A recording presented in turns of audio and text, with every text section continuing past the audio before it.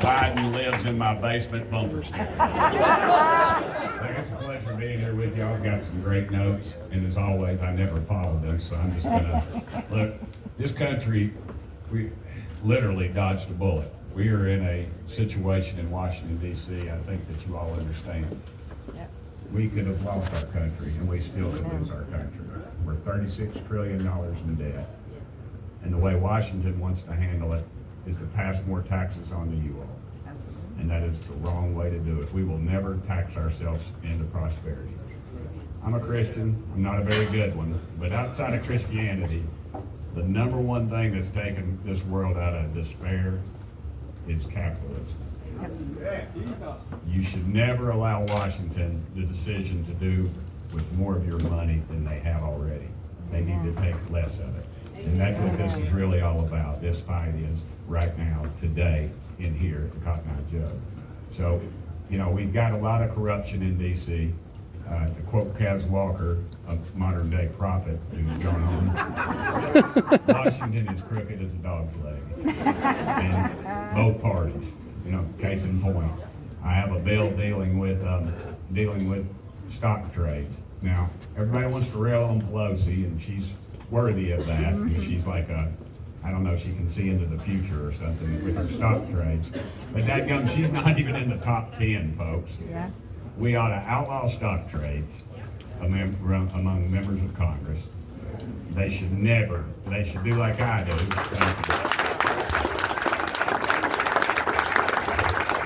Y'all need to quit clapping. I'm like a Baptist preacher. Y'all say amen and we'll never beat the Baptists. We'll never beat them to the sizzler. Yeah. But you go on these sites, there's plenty of them that are out there that'll show you what's going on. But it's corruption, and it really is corruption. And the war pimps at the Pentagon will never get enough of your money. They will never get enough of your money.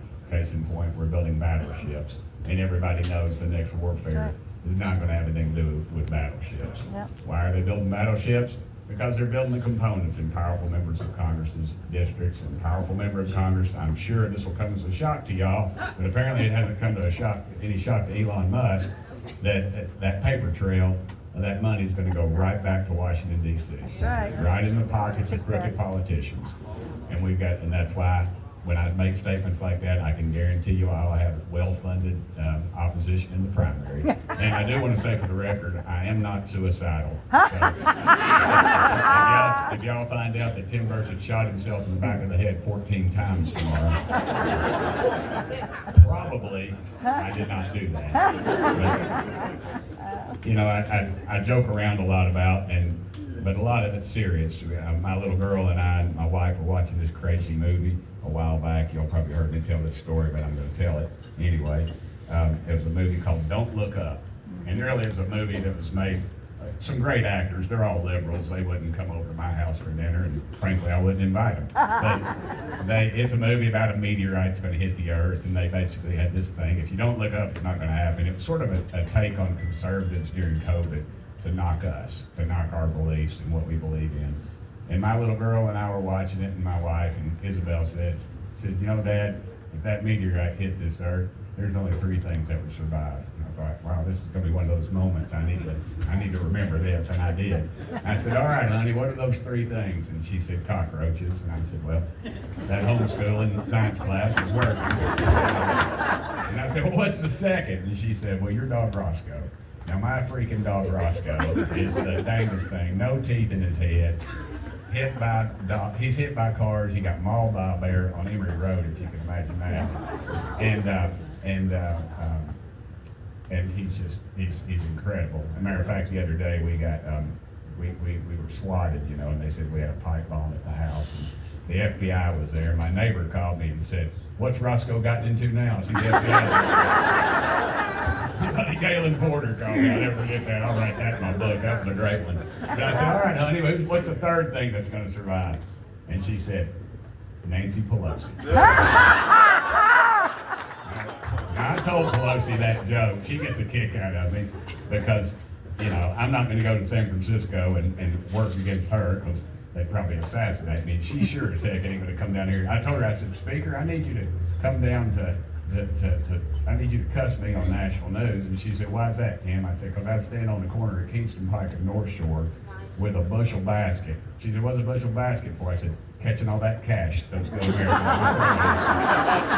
And she laughed, and she was saying that she was walking with Maxine Waters of all people, and they were walking off the floor. They were walking off the floor, and she said, will you tell that Isabel I'm a survivor? And I said, shh, doesn't America know it? So anyway, look, we got a lot of things to accomplish in this. Am I getting look? No, okay, it's just filming over there. I had these great notes. I was supposed to have a podium up here, but I'm not bitter about it. But look. Oh, great audience. We'll build you one, Tim. Thank you, brother. I appreciate it. I just need a stump's all I need. I don't need all that. Yeah. Mark Daniels got one. Do what? They're mine. All right. Hey, save the humor to me, ma'am. Okay? Yes, you're all that great. No kidding, though, folks. We are on the cusp of doing something great in this country, and I hope y'all realize that you're a part of it. The reason there's probably not more people like us here, probably because they're working or they're out there supporting their families at something. Amen. And that's not a slight on anybody. This is a great crowd, and I want to thank y'all for taking time out of your schedules. And I will leave you with a couple of things. When I remember when I was elected to the state house, and I can't remember, I think it was the second term, because I spent 2 terms in the house. And my daddy and I were watching the polls that night. It was the night that Bill Clinton won the White House. And I remember those little color TVs that were, but my brother Charlie's probably here, he remembers this thing. He probably got it. I should have gotten it in the wheel, but he probably snitched. But anyway, it's about this big. It weighed about 100 pounds. And it was a color TV, but we were very proud of it. And Daddy had that thing set up on the living room table. It was just me and him, and we worked the polls all day. We were tired. We were watching those election results.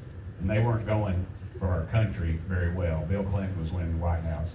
And I remember thinking, in what world could we elect a draft dodger as president of the United States? And I was looking at my father right there. He's a combat veteran, and he said, buddy, let me say the blessing. I said, okay. He said this simple prayer, and he said, Lord, please don't let us lose our country.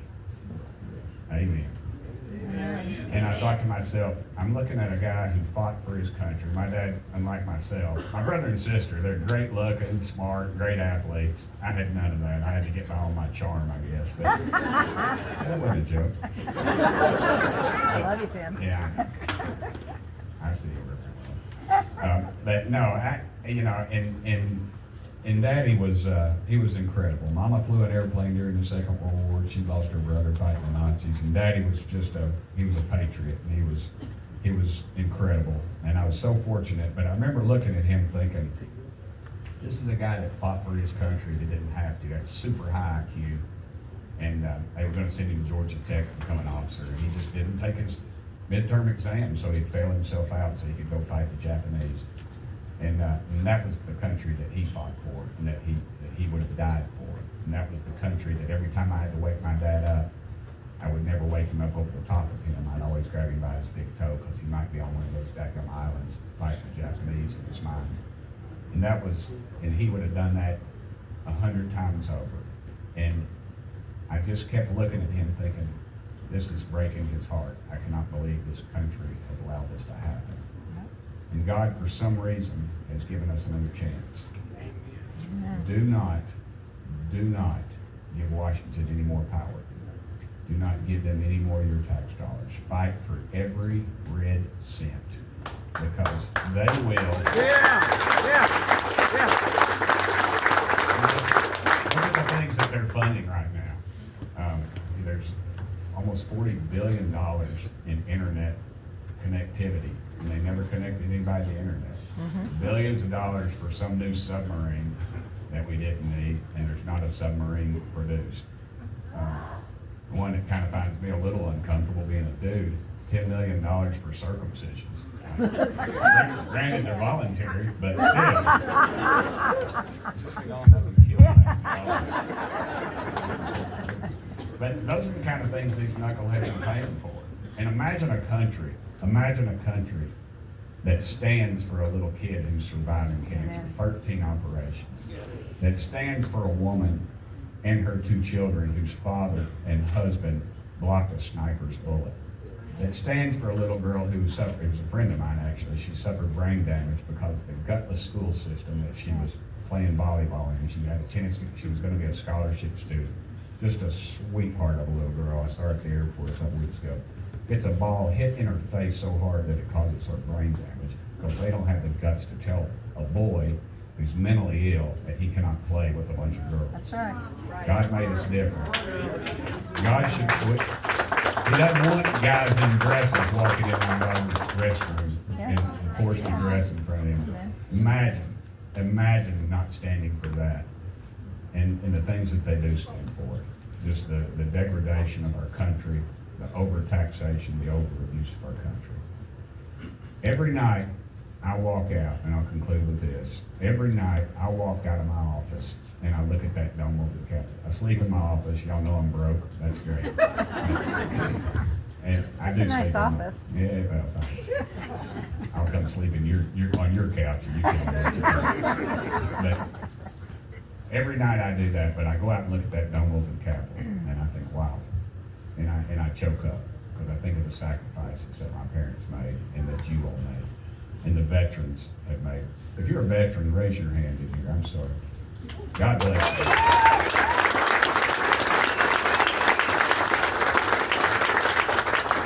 As a Christian, I owe y'all everything I have in my life but my salvation.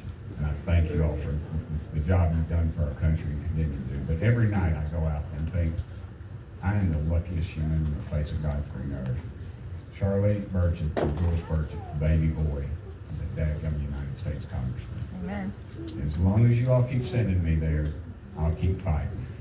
And please support all these other folks up here too, because really, if we could just hold the line in Washington, the locals could do the work, and they need to. We got to send it back to the locals. That's the way the founders intended it. So God bless y'all. God bless this great organization that's here. And please continue to stay involved, and do not give up on this country. Thank y'all so much.